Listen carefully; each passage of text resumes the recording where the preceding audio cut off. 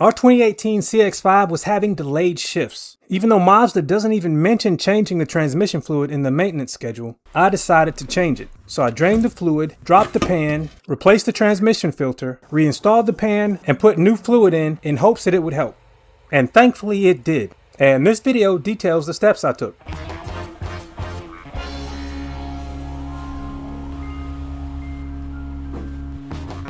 Originally, I was going to have the front on the ramps and the rear on jack stands, but when I saw how high the ramps were, I wanted more space, so I ended up jacking up the front and the rear and putting them both on jack stands.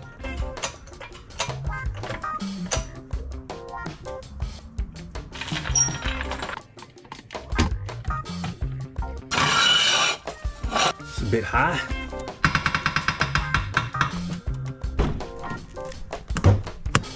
Pardon? How'd it go? Good. Yeah. I never remember what these tabs are.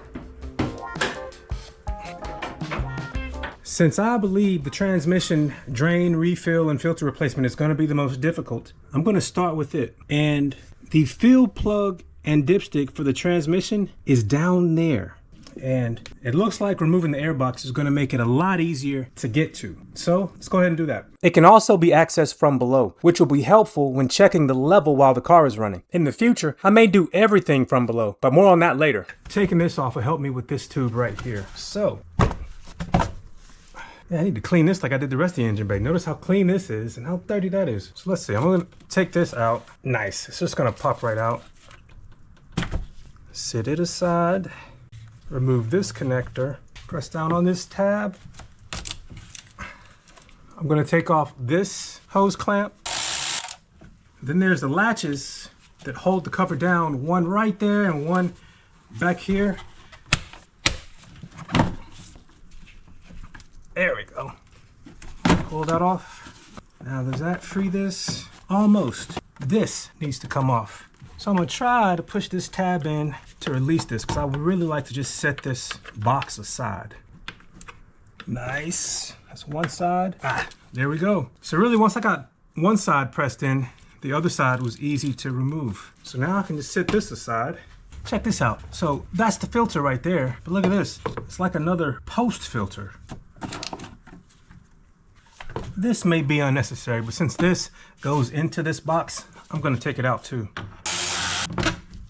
All right, let's see if I can just pop this out now. There we go.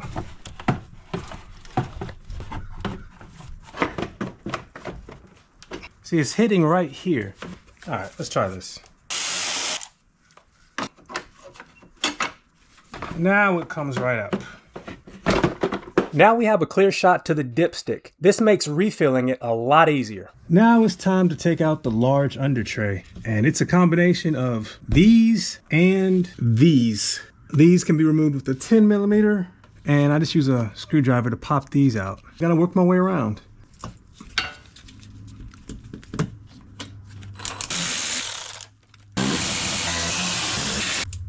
There we go. That makes it a lot easier.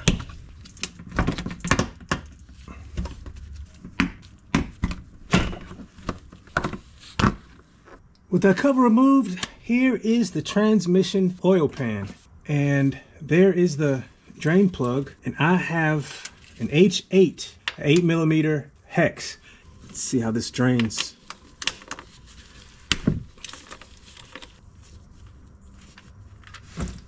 There we go. This transmission oil has not been drained since this car was made back in 2017. Real quick, I think the washer stuck to the pan, so I'm going to make sure to get it off before I do anything else. It's been draining a while, and that is the old washer. I'm going to leave it on. I'm going to put this on so it's not dripping on me before I take the pan off. I am now going to remove all these bolts that are on the perimeter of this pan with 10mm.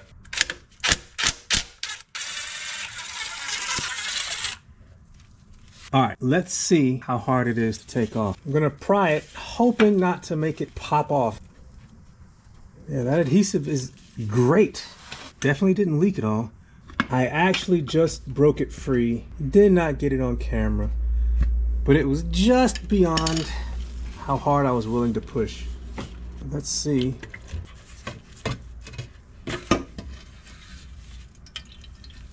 Since it's dripping, I am going to move the pan over and let it drip some more. But I am going to go outside from under the car and start cleaning off this oil pan. Just going to clean it out so that it's not so messy to handle. Yeah, why is it a little bit gray? Don't know what that is. Hope it's not bad. It cleans up nicely.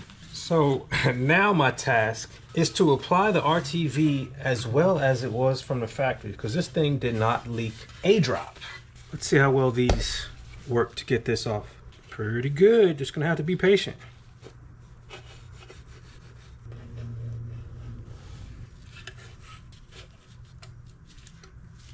After getting most of it off with that plastic thing and scraping with this, I'm using this wire brush. It is soft-ish bristles to lightly just scuff it off, and it's getting off the rest of it. So that is what I'm gonna do to finish it off. See how that did that? So I'm just gonna do that until it's completely clean. There are some spots where just getting a little screwdriver and cleaning it out quicker. But these are spots where it's not a sealing surface, but I just wanted the whole thing to be clean. Because the sealing surface is clean now, but I want it to look brand new, so I'm almost done. And it's finally done. Just gotta wipe it down, and before I reinstall it, I'm gonna, of course, hit it with some brake parts cleaner. But also, this magnet, which is pretty strong, sits right here. Picked it up, wiped the area down, cleaned it off, and put it back on. So it has been dripping for a while. So I'm gonna do what I can to blot it off so that I don't get it dripped all over my face. I put the pan under and somehow still made a mess. But anyway, this is the filter, and it is only held on with 2 bolts that can be removed with a 10mm socket. I am going to take it off.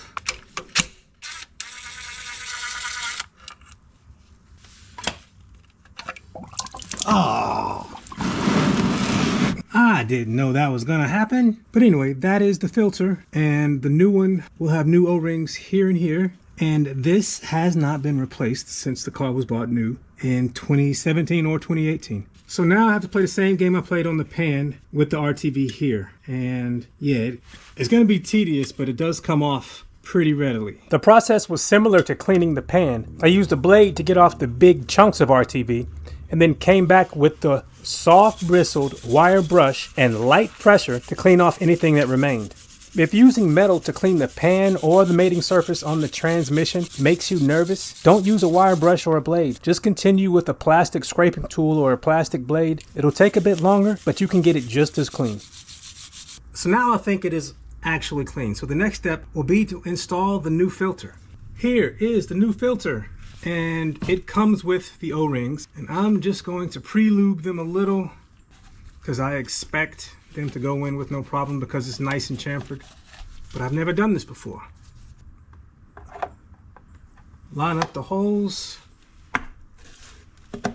Nice and easy. Now put in this screw and this one.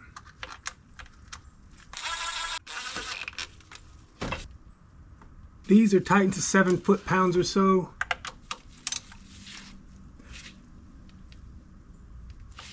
It's still dripping, but not like it was before.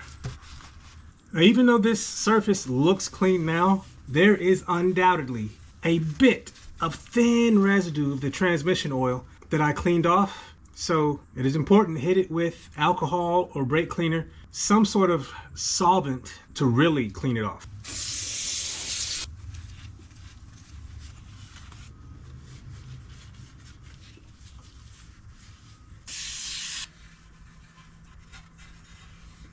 Clean that off real good. All right, here we go. I chose Permatex The Right Stuff because of the 90-minute cure time as my RTV. I need to get one of those dispensers with the trigger. That's what I might do one day.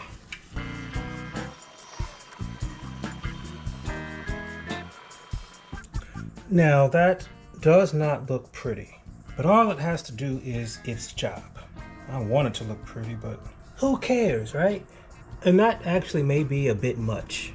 Well, it's more than I would have liked to have put on, but I think it'll work. So I have these, which I'm going to twist in. They hold up the pan so that you can, so that you can put it on evenly. And this is a hack that not everybody will have, but since I got it, I'm gonna use it.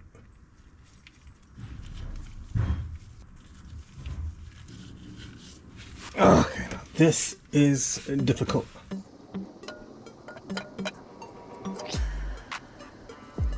Well, that one's in the way, so you're not getting used.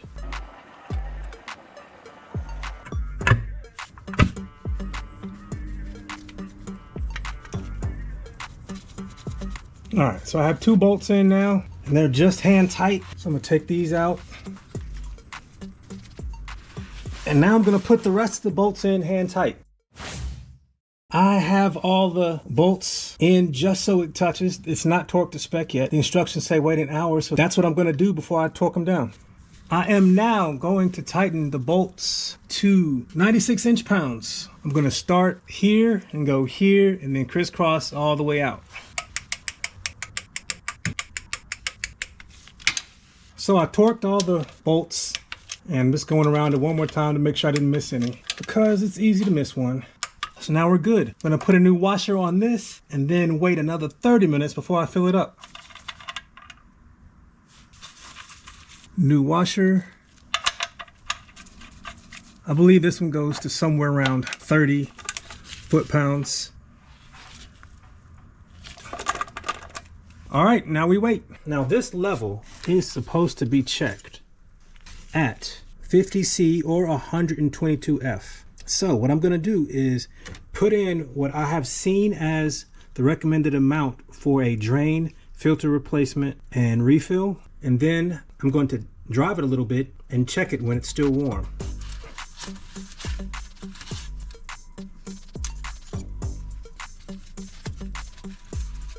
Let's see if this funnel works. It does. Oh, look at that. Again, Mazda fluid.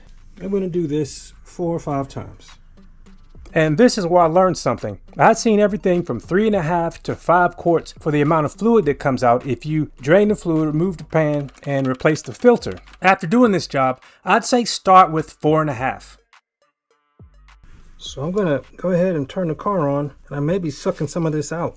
I reinstalled the bolt here, but it probably wouldn't hurt to leave it off.